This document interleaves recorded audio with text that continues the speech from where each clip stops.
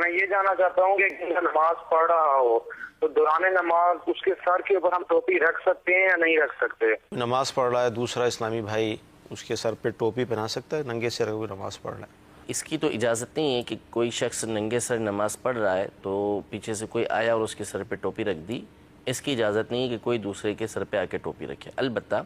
خود پڑھنے والے کو چاہیے کہ وہ جب نماز پڑھے تو اللہ تبارک و تعالیٰ کی بارگاہ میں سر ڈھانپ کر ہی حاضر ہو، یعنی جو سر ڈھانپتے نہیں ہیں، نماز میں ٹوپی نہیں پہنتے، تو اس کی علماء کرام نے 3 طرح کی صورتیں لکھی ہیں کہ جو سر نہیں ڈھانپے گا، نماز میں ٹوپی نہیں پہنے گا تو اس کا حکم کیا ہوگا۔ نمبر 1 یہ حکم کہ اگر وہ سستی کاہلی کی وجہ سے نماز میں ٹوپی نہیں پہن رہا، کہ سستی طاری ہوئی اس لیے نہیں پہنی اور اس نے نماز پڑھ لی، تو یہ مکروہ تنزیہ ہے، ناپسندیدہ ہے کہ ایسا کام اس کو نہیں کرنا چاہیے تھا، لیکن نماز اس کی ہو جائے گی۔ نمبر 2 بہت خطرناک صورت ہے اور ہمارے موضوع سے بھی متعلق ہے کہ اگر کسی نے نماز پڑھی ننگے سر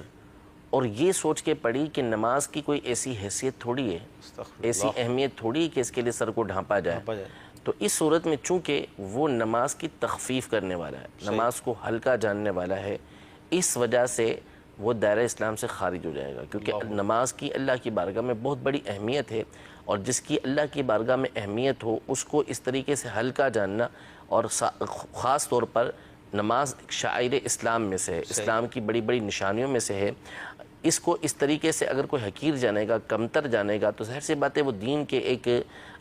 ضروری دینی بات کو، دین کے ایک شاعر کو ہلکا جاننے والا ہے، تو اس صورت میں وہ دائرہ اسلام سے خارج ہو جائے گا۔ تیسری صورت علماء نے یہ لکھی ہے کہ ننگے سر نماز پڑھنے والا اگر اس لیے پڑھتا ہے کہ اس کے ذریعے اس کو خشوع اور خضوع حاصل ہو رہا ہے، جیسے گرمی ہے بہت زیادہ، اب سر پہ اگر وہ ٹوپی پہن رہا ہے تو اس کو گرمی لگتی ہے، سر میں پسینہ آتا ہے جس کی وجہ سے اس کو پریشانی ہوتی ہے، اور اگر سر کھلا ہو، ہوا اس کے سر پہ لگے تو اس کو نماز میں لطف آئے گا، خشوع خضوع حاصل ہوگا، تو اس صورت میں اس طرح نماز پڑھنے کو علماء نے اولا قرار دیا، اچھا قرار دیا، کیونکہ اللہ کی بارگاہ میں اصل چیز دل کی حاضری ہے،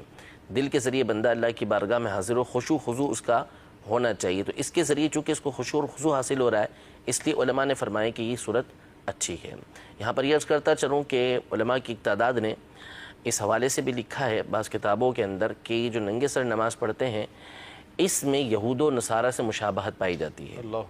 یعنی اب تو نہیں ایسا کیونکہ ایک بڑی تعداد مسلمانوں کی بھی اس کے اندر مبتلا ہو گئی، لیکن حقیقت یہ ہے کہ اس طرح سے نماز پڑھنا یہ یہودیوں کا طریقہ ہے، وہ بھی نماز پڑھتے ہیں، ان کا اپنا طریقہ کار ہے، تو اس میں ایک بڑی تعداد ہے ان کی کہ جو ننگے سر نماز پڑھتی ہے، تو اس لیے ان سے مشابہت ہوتی ہے، تو اس سے گریز کرنا چاہیے، حتی الامکان کوشش یہی کرنی چاہیے کہ اپنے ساتھ ٹوپی رکھنی چاہیے، اور جب نماز کے لیے حاضر ہوں تو اپنے سر کو ڈھانپ کر اللہ تبارک و تعالیٰ کی بارگاہ میں حاضر ہوں۔ اللہ تبارک و تعالیٰ نے قرآن مجید فرقان حمید میں سورۃ الاعراف میں ارشاد فرمایا کہ یا بنی آدم خذوا زینتکم عند کل مسجد، کہ اے بنو آدم